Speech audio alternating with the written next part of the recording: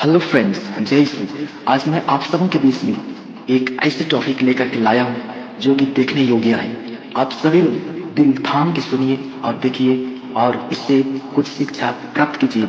और आज मैं आप सबों को बताना चाहता हूँ, किसी भी धर्म के विपरीत मैं बोलने नहीं जा रहा। ये एक शिक्षा है, हम लोगों को शिक्षा की आवश्यकता है। तो चलिए आज हम लोग यीशु मसीह और श्री कृष्णा के बारे में बात करते हैं कि उन दोनों में क्या अंतर है, उन दोनों ने इस दुनिया के लिए क्या क्या कार्य किए हैं। जन्म से लेकर मृत्यु तक हम लोग देखेंगे। तो चलिए, फर्स्ट पॉइंट है जन्म और पहचान। सबसे पहले हम लोग श्री कृष्णा की ओर बढ़ते हैं। श्री कृष्णा के बारे में हम लोग जानने का कोशिश करते हैं। हिंदू धर्म में भगवान विष्णु के 8वें अवतार माने जाते हैं। उनका जन्म मथुरा की करवास में हुआ। वे देवकी और वसुदेव के पुत्र थे। अब हम लोग चलते हैं यीशु मसीह की ओर। यीशु मसीह ईसाई धर्म में परमेश्वर के पुत्र और संसार के उद्धारकर्ता माने जाते हैं। उनका जन्म बेतलेहम में हुआ था। बेतलेहम के गौशाला में हुआ था। मरियम और यूसुफ उनके माता पिता थे। तो मेरे प्यारे भाइयों और बहनों, दोनों में क्या अंतर है आप सभी लोग देखते जाइए। किसी के भी धर्म को हम लोग छोटा बड़ा नहीं बोल सकते, इसलिए दोनों को बराबर में हम लोग लेते हैं और इसे हम जानने का कोशिश करते हैं। तो चलिए आज हम लोग और भी आगे देखेंगे। अगला पॉइंट है जन्म का उद्देश्य। श्री कृष्ण काश जैसे अत्याचारी से पृथ्वी का भार हल्का करना, अधर्म का नाश और धर्म की स्थापना करना, गीता के माध्यम से गीता के माध्यम से जीवन का सत्य ज्ञान देना। अब हम यीशु मसीह की ओर बढ़ते हैं। यीशु मसीह मानवता को पाप से और मृत्यु से बचाने के लिए, परमेश्वर के प्रेम को दिखाने के लिए, दुनिया को क्षमा और उदार का मार्गदर्शन देने के लिए। अगला पॉइंट है दोस्तों जीवन शैली। यीशु मसीह और श्री कृष्ण के जीवन शैली के बारे में हम लोग जानेंगे। श्री कृष्ण की तरफ पहले देखेंगे। बचपन में लीलाएं, मक्खन चोरी करना, गोपियों के साथ रसलीला, युवा अवस्था में राजनीति, युद्ध यानी कि महाभारत, जैसे हम लोग सुने होंगे महाभारत अर्जुन का सर थी।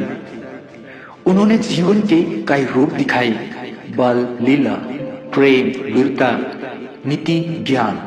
तो इस तरह से हम जानने का कोशिश करेंगे यीशु मसीह का जीवन शैली। यीशु मसीह सरल, विनम्र, दयालु जीवन जिए, रोगियों को चंगा किया, सिखाया, क्षमा की शिक्षा दी, हिंसा का विरोध, दुश्मनों से भी प्रेम का संदेश। उन्होंने युद्ध नहीं किया। अब नेक्स्ट पॉइंट जाते हैं मेरे दोस्तों। नेक्स्ट पॉइंट में क्या बोलता है? शिक्षा है। श्री कृष्ण गीता में क्या बोला गया है, इस चीज को हम लोग जानने का कोशिश करेंगे। कर्म करो, फल की चिंता मत करो, धर्म का पालन करो, अहंकार छोड़ो, भक्ति और ज्ञान का मार्ग अपनाओ। तो इस तरह से गीता में श्री कृष्ण के बारे में बताया गया है। अब यीशु मसीह क्या सुसमाचार फैलाते हैं बाइबल के आधार पर? एक दूसरे से प्रेम करो, क्षमा करो, 7 बार नहीं बल्कि 70 बार, 70 गुना। इस तरह से बाइबल में लिखा गया है। परमेश्वर को अपने पूरे मनो, प्राण, बुद्धि से प्रेम करो, दुश्मनों से भी प्रेम करो। ये शिक्षा हमें ईश्वर यीशु मसीह का जो जीवन शैली है उसमें सुसमाचार के माध्यम से हम लोग प्राप्त करते हैं। अब नेक्स्ट पॉइंट है मेरे दोस्तों मृत्यु।